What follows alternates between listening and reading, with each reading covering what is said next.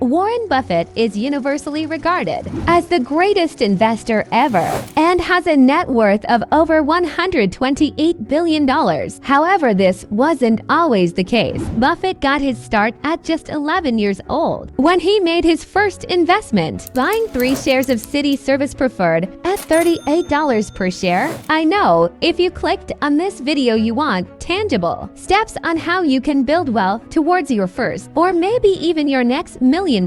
In this video, we're going to talk about 4 lessons from Warren Buffett to help make sure you are on track to getting that first million. These lessons are from watching countless interviews of Buffett and reading pretty much everything he has ever written. All I ask in exchange is for you to hit that like button. Now let's jump into the video of the most important lessons from. Studying Buffett is the importance of being what he refers to as a learning machine. Buffett has said that he has never seen anyone become extremely successful without always trying to better themselves and upgrade their skills and knowledge. And this isn't just learning for the sake of learning. The ultimate goal is to become one of the most skilled people in your given career. Because once you reach that level of talent in your chosen career, you can expect to see your earnings skyrocket, since you can essentially charge whatever you want for your services, and people will gladly pay it. If you are the best doctor, lawyer, plumber, real estate agent, or salesperson in your area, you can charge hundreds and maybe even thousands of dollars per hour. Depending on your profession, and your customers and clients will happily pay it. Listen to Buffett's business partner Charlie Munger describe how being a learning machine has been the key to Buffett's success. Many people don't know this, but before Buffett was the world's most successful investor and CEO of one of the largest companies, he was an entrepreneur as a kid and a teenager. Buffett was the master of side hustles before side hustles were even cool. When he was really young, he would buy a 6-pack of Coca-Cola bottles and sell each bottle for a nickel, making about a penny on each bottle sold. He then upgraded to a pinball business. One of his most lucrative ideas involved setting up pinball machines and barber shops. As Buffett put it, he bought a pinball machine for $25 in 1946 and built a small empire out of it. Buffett's proposition to the owner of the barber shop was simple: let me put this pinball machine in your barber shop, and while people are waiting to get their haircut, they can pay a nickel to play. Any money would be split between the owner of the barber shop and Buffett. This business was a hit from day one. The first night after he put the pinball machine in the barber shop, Buffett collected for dollars in nickels. After a week, Buffett had $25, enough money to buy another machine. Soon enough, Buffett had pinball machines operating in barber shops all over Washington, D.C., where his family lived at the time. He then ended up selling the business, which he started with just $25 for $1,000 a year later. So while pinball machines may have gone out of style, the lesson from Buffett's entrepreneurial ventures as a kid and teenager are still as relevant as ever. Starting some type of business, even if it's not your full-time gig and only done on the side, can be extremely powerful to getting toward your first $1 million. The math behind this statement is very compelling. Let me explain what I mean. Let's say you are a teacher and make $50,000 a year at your day job. With this $50,000 salary, let's say you're able to save $5,000 a year after paying for all your living expenses. If you are able to have a business on the side making $30,000 a year, whether it is blogging, a landscaping company, or really anything, you are able to increase your yearly savings by a factor of 7. Let me explain how your salary from your day job covers all of your expenses. This means that any additional income you have from your side business can all be used for savings and investing. So now that $5,000 you used to be able to save each year gets an additional $30,000 added to it, meaning you can now save and invest $35,000, 7 times more than you could before you had your side hustle. This is going to help you build wealth significantly faster. It is much harder to hit that $1 million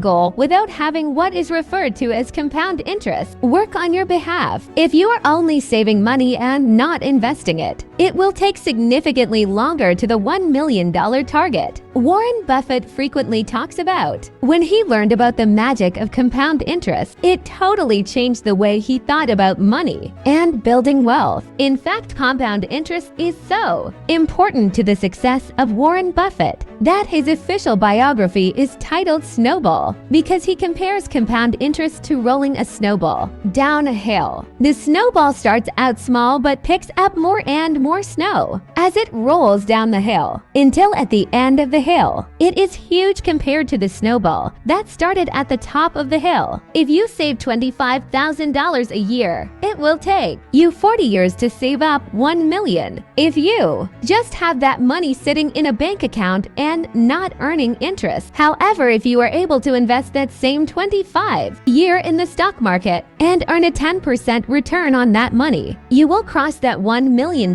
target in just 17 years, less than half the time it would have taken if you weren't investing. In this example, you would have only deposited $425,000 and would have earned over $588,000 in investment returns. Look at this table of how much money you would have at the end of each year. Notice how at the end of year 2, you would have earned $2,500 from your investment account. But at the end of year 17, you earned nearly $90,000 in investment returns that year. This is the power of compound interest Buffett is talking about. Once you understand this concept, you will no longer view that brand new car as only $50,000. You will think about how the true cost of the new car is hundreds of thousands of dollars and maybe even $1 million of wealth you're missing out on due to you not being able to benefit from the effect of compound interest on that $50,000. Just as the power of compound interest can work wonders for you in your investment account, it can also work against you if you aren't careful. As Buffett says, compound interest is the eighth wonder of the world. He who understands it earns it. He who doesn't pays it. People that have large amounts of high interest debt are having compound interest work against them. This is why people in America have been paying on their student loans and credit card debt for years, but still owe just as much, if not more money than what they originally borrowed. One of the biggest lessons from studying Buffett that you can apply to your own life is to make sure compound interest is working for you and not against you. In order to even have money to invest, you first have to be able to save money. Typically, the more people earn, the more money they spend. They upgrade their lifestyles with bigger homes, luxury cars, and better vacations. But Buffett takes a different approach. Despite being one of the world's wealthiest people, he lives a simple and modest life. Buffett currently resides in Omaha, Nebraska in the home he purchased in 1958 for $31,500, and he only earns a base salary of $100,000 as chairman and CEO of Berkshire Hathaway. The math is simple: the more you spend, the longer it will take to earn your first $1 million.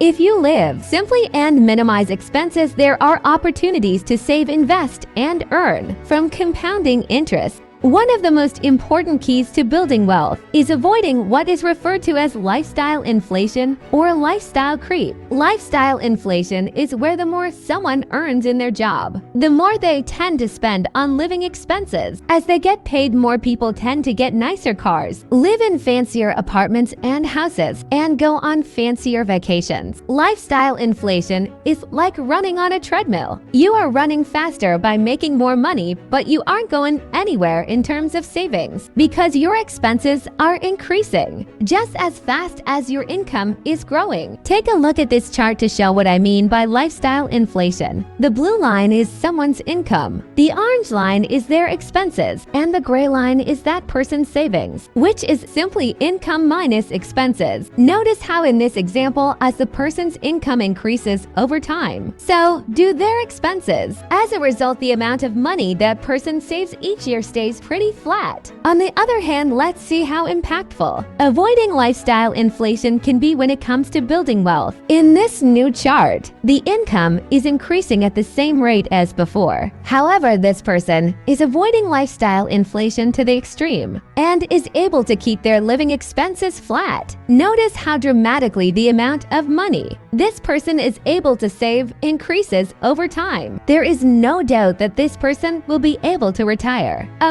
multimillionaire with that amount of money they are saving and investing. Now you don't have to be this extreme, but in order to truly build wealth and hit that first $1 million target, you have to resist the urge to have your living expenses increase at the same rate your income grows. It's simple math. The bigger the difference between your income and your living expenses, the more you will be able to save and invest, and ultimately the quicker you will be able to hit the goal of having your first $1 million.